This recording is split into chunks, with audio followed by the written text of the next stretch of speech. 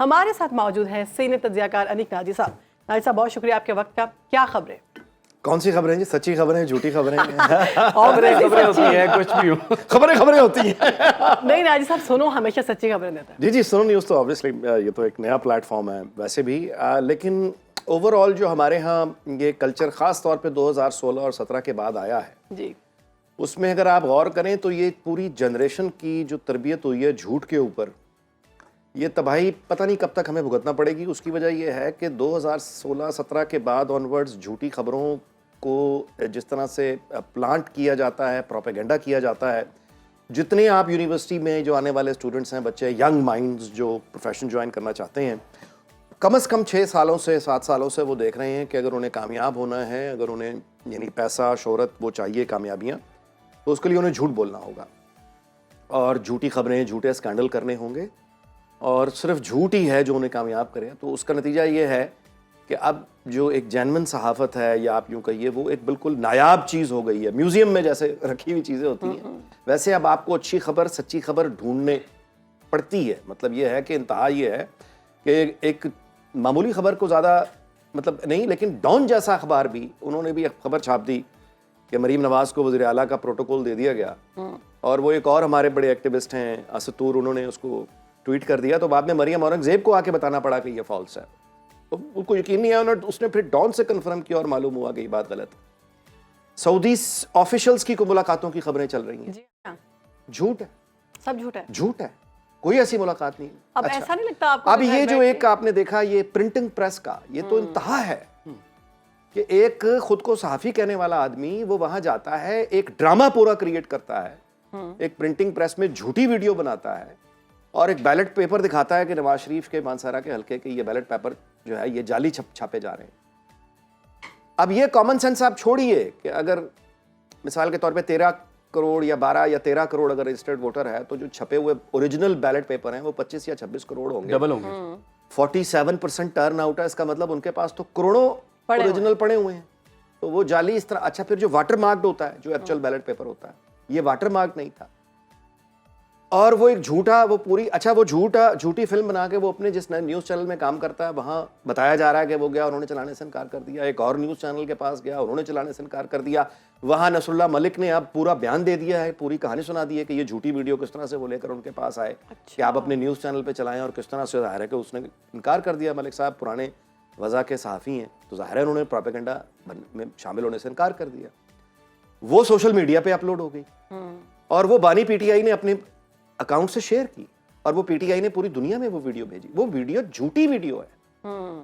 अच्छा, जिस शख्स ने ये बनाई है वो स्टार हो गया, हर जगह उसका यानी कामयाबी के डंके बज गए, और वो अब दूसरे व्लॉगर्स के पास जाके अपनी सफाई ये दे रहा है कि मैंने तो असल में वो मेरे सोर्स ने अपलोड कर दी थी, मेरा सोर्स गलत था, मैं गलत नहीं था। यानी वकील ये कहे कि मेरा मुद्दई हारा है, मैं तो नहीं हारा, या डॉक्टर ये कहे कि मेरा पेशेंट अगर दुनिया से चला गया मेरे इलाज के नतीजे में, तो मैं तो बैठा हूं ना, मेरा क्या कसूर। यानी वो कह रहे हैं कि ये वीडियो मैंने, वो ये कह रहा है कि ये वीडियो तो बनाई थी लेकिन मैंने अभी काम नहीं किया, मेरे सोर्स ने अपलोड कर दी ये, और उसके बाद जिस न्यूज़ चैनल के लिए वो काम करता है वो वहां बैठा हुआ है।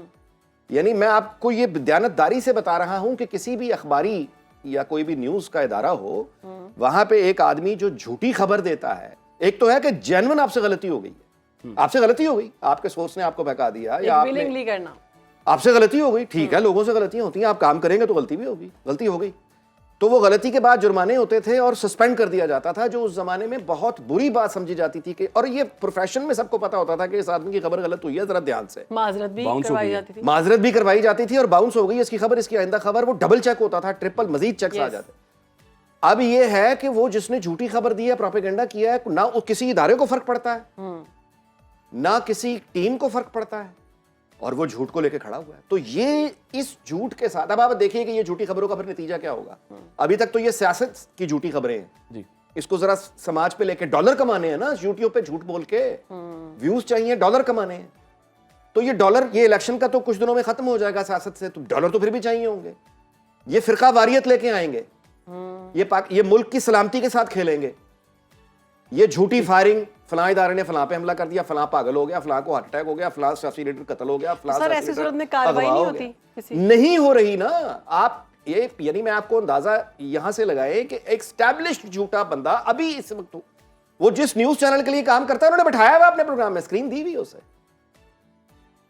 तो ये है वो तरबियत जो हमने कर दी है। अब एक तो ये लोग हैं जो झूठ बोल के और डॉलर कमाने के लिए और यूट्यूब पे झूठ बोलते हैं और लोगों को गुमराह करते हैं। हाईएस्ट, यानी मैंने आपको बताया कि बानी पीटीआई का ट्विटर, उसको ये है वो तरबियत जो हमने दे दी है। अच्छा, अब अगर रूल ऑफ लॉ नहीं आता तो इसकी जो तबाही होगी इसके नतीजे में, यानी अब एक पूरी नस्लें जो आके ज्वाइन कर रही हैं, सिर्फ न्यूज सोशल मीडिया चैनल को ज्वाइन नहीं कर रही हैं, जो सोशल मीडिया पे ज्वाइन कर रही हैं, वो किस किस जात का झूठ बोलेंगे। तो सोशल मीडिया पे कोई एडिटोरियल चेक भी कोई नहीं होता, कोई एडिटोरियल चेक नहीं है। और सबसे देखें, इसकी कहीं ना कहीं से तो इब्तदा करनी है ना। आपको ऐसा नहीं लगता लोग घरों में बैठ के एक चीज सोचते हैं, वो फिर यूट्यूब पे डाल देते हैं और वो फिर वायरल हो जाती है? उसमें सबसे पहले उन लोगों को जिम्मेदार जब तक नहीं बनाया जाएगा जो किसी ना किसी न्यूज चैनल में काम करते हैं, शो की सूरत में या एनालिस्ट की सूरत में, और अपना यूट्यूब चैनल चलाते हैं या सोशल मीडिया पे चैनल चलाते हैं, उन लोगों को पहले टारगेट करना होगा।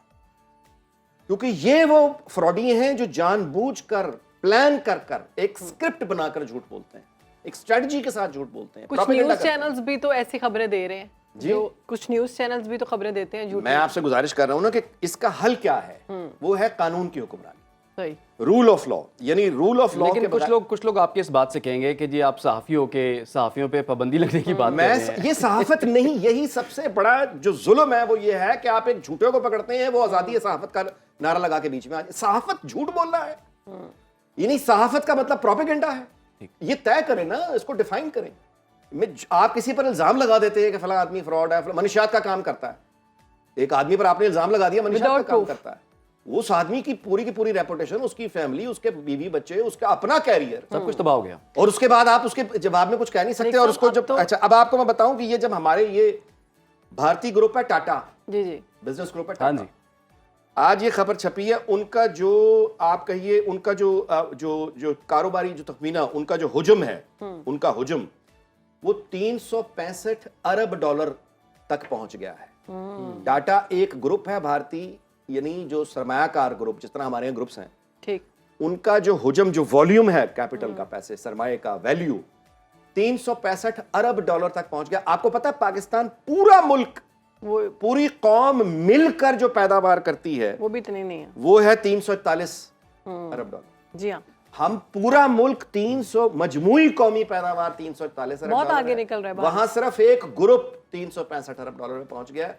यार किस मुंह से आप मुकाबले की बात करते हैं? लेकिन अनिक साहब देखें, सियासी इस्तेहकाम आएगा तो मुल्क में कुछ होगा। वो ये कहां से आएगा? अगर ये बताएं, देखना, गवर्नमेंट नहीं बन इस्तेहकाम कोई रही, नून लीग इस वक्त परेशान, पीपल्स पार्टी उनके साथ मिल नहीं पा रही, 5वां दौर उनका हो चुका है। ये होना क्या है? देखें, इलेक्शंस तो हो गए ना, अब गवर्नमेंट तो कोई ना कोई बननी है, तो कैसे ये सब कुछ होगा? मुल्क में इस्तेहकाम आ सकता है इन इलेक्शंस के बाद या नहीं? फिर हम इनकार समझें। इस्तेहकाम देखिए जी, बात अब ये तो वो है जो बेसिकली ये सारे इदारों को मिलकर काम करना होगा, काम करना होगा। ये अब सियासी जमातों के तो ये तो नहीं हो सकता कि आप अपना हिस्सा लेने के लिए तो सारे लोग आ जाएं जी, समेत मीडिया के। जब जिम्मेदारी आए तो वो आप सिर्फ सियासतदानों पे डाल दें। आई एम सॉरी, ये नहीं होता। ये नहीं, ये कैसे मुमकिन है कि कोई भी पार्टी इक़्तिदार में आ जाए, एक कमिश्नर उठ के प्रेस कॉन्फ्रेंस कर रहा है, झूठे इल्जाम लगा रहा है? ये कौन सी, कहां होता है? ये तो तालिबान के यहां नहीं होता। वो तो कहते हैं कि मैं खुदकुशी करने जा रहा था। तो किसने रोका था? मतलब कहने का ये है कि वो एक आदमी जो खुद को प्रेस कॉन्फ्रेंस कर रहा है और वो इतने बड़ी भयानक इल्जाम लगा रहा है और कोई सबूत उसके पास नहीं है, लेकिन तो और गिरफ्तार अगले कर दिन वो लिया। ये कहता है कि जी मेरा ख्याल में धांधली हुई थी। अच्छा, ये कह दिया उन्होंने। हाँ, मेरे ख्याल में धांधली, सबूत तो है ही कोई नहीं, सबूत कोई नहीं है, उठ के बस इल्जाम लगा दिया। 3 हफ्ते बाद रिटायर हो रहा है, अमेरिका का वीजा लगा हुआ है, रिटायरमेंट का बंदोबस्त हो चुका है। अच्छा नाजिर साहब, ये तो इन लोगों को अगर इत्तेहाद आप हुआ मिसाल है, नहीं बनाएंगे तो कौन सी पार्टी आके डिलीवर करेगी? नाजिर साहब, ये जो इत्तेहाद हुआ है पीटीआई के दरमियान और सुन्नी इत्तेहाद के दरमियान, कैसा देख रहे हैं आप? जी देखिए, जहां भी कोलिशंस होंगी, जहां भी इत्तेहाद होगा, इनको देखना तो अच्छी तरह ही चाहिए जी, कि इस नफरत के माहौल में जो है वो लेकिन इसमें अब आगे देखना होगा क्योंकि ये कब तक कायम रहते हैं इस इत्तेहाद में। पहले ही कहीं और इत्तेहाद में थे, किसी को वैसे तो टफ मुस्लिमीन टाइम दे के सकते साथ, हैं। अब ये इधर हो गए हैं। पहले ये कह रहे थे अपोजिशन में बैठेंगे, अब ये कह रहे हैं कि हुकूमत बनाएंगे। तो ये मतलब है कि इनका तो फिलहाल I don't see any possibility. मखसूस नशिस्तें मिल सकती हैं इनको या मिलेंगी? ये अभी देखना होगा। इसका अभी वाज़ेह जवाब किसी वकील के पास भी नहीं है। मैंने काफ़ी वकला से सुना भी है, रहनुमाई भी हासिल करने की कोशिश की है। इसका जवाब अभी फाइनली है नहीं, ये आगे पता चलेगा जाकर सही। और किस तरह की फॉर्मेशन बनती है। तो नून लीग पीटीआई को आईनी ओहदे दे रही है, पीटीआई को, सॉरी पीपल्स पार्टी को। देखिए नून लीग जो है, पीपल्स पार्टी जो मुतालबात शुरू में लेकर, वो 28 मुतालबात हैं जी। वो याद है बचपन में आप लोगों ने मैंने भी अपने बचपन में पढ़े थे, कायदे आज़म के 14 नकात, उसको डबल कर लें 28। तो 28 मुतालबात कौन मान सकता है? आपको लगता है तो वो अब बात ये है कि अब 28 मुतालबात तो सवाल ही पैदा नहीं होता। तो उसके बाद जाहिर है कि जिस तरह नून लीग ने कहा कि आप आइए हुकूमत बना लीजिए, हम अपोजिशन में बैठने के लिए आराम से तैयार हैं। तो मेरा ख्याल है कि ये सारी जो आप कहिए कि ये जो एक खिचड़ी बनी हुई है, अब ये फाइनली अपने अख्ताम पे जा रही है, क्योंकि नवाज शरीफ जो हैं वो अब पहुंच गए हैं इस्लामाबाद और फिर मरी। उनका जाना जो है ये बता रहा है ये चीज़ें अब फाइनली किसी यानी फाइनल शेप में आ रही हैं, क्योंकि दबाव अंदरूनी भी आएगा सियासी जमातों पर, बैरूनी भी आएगा, क्योंकि काम करना है भाई। आप कब तक इस तरह से डिले करेंगे? Country can't afford it. अभी आईएमएफ से आपने करनी है ना बात, अगले ट्रांस के लिए क्या करेंगे? तो गवर्नमेंट होगी, कोई होमवर्क करेगी तो बात करेंगे। जून में आपका बजट आ रहा है, तो ये खेल तमाशों में लगे हुए हैं। यही बात है। तो ये मेरा ये ख्याल है कि अंदरूनी और बैरूनी दबाव मिलकर ये कुछ घंटों में, आज कल परसों में, ये कोई ना कोई फाइनल ये चीजें शेप ले लेंगी और फाइनली एक हुकूमत आएगी। लेकिन ये सब इदारों को सोचना होगा कि ये हुकूमत अब चलाना, ये आने वाली हुकूमत, ये अपनी अक्सरियत के बल पे तो हुकूमत नहीं कर सकते, है ही कुछ नहीं किसी के पास, किसी के पास भी कुछ नहीं है। ठीक। तो अगर उनको मुकम्मल एतमाद और सपोर्ट नहीं होगी तो फिर माफ कीजिएगा, फिर सर ये भी खबर आ रही है कि नवाज शरीफ साहब ने पहले नामजद किया था वज़ीर आज़म के लिए शहबाज शरीफ साहब को। अब ये बात आ रही है कि शहबाज शरीफ साहब भी कह रहे हैं कि मैं नहीं बनना चाहता। ये कोई इसमें है हकीकत? जी वो बिल्कुल ये कह रहे हैं कि अगर पीपल्स पार्टी वज़ीर आज़म या कोई और वो बनना चाहे तो वो मतलब बन जाए। ये जाहिर है ये लेन देन होता है। अब देखना कि ये भी तो है ना कि बैरूनी दबाव ये भी अब आ गया है कि हम नवाज शरीफ के साथ एक्चुअली कंफर्टेबल हैं। कहीं ये वजह तो नहीं है कि तो नवाज शरीफ ही होना चाहिए? हालात इतने खराब है कि कोई इस सीट पे बैठना नहीं चाह रहा, मलबा उसी पे जाएगा। बिल्कुल हालात इस कदर खराब हैं और यानी बिल्कुल इतने कोई पॉलिटिकल पार्टी आके लेने के लिए यानी तैयार नहीं है, जिम्मेदारी उठाने के लिए तैयार नहीं है। और आज के दिन आके जब ये सारा क्राइसिस आ गया तो बैरूनी और अंदरूनी दोस्त ये कह रहे हैं कि सबको तो संभाल सिर्फ नवाज शरीफ ही सकता है, तो नवाज शरीफ को ही दे दें। तो नवाज शरीफ सोचेगा मुझे किस लिए रखा हुआ है, यानी जब बर्बादी हो जाती है तो संभालने के लिए मुझे बुला ले। 3 दफा वो ये काम कर चुका है, 4थी दफा फिर करे आके, और ये प्रोपेगेंडा अपने खिलाफ होते हुए, यानी वो सब कुछ संभाले, निकाले, सब कुछ करे, किस लिए?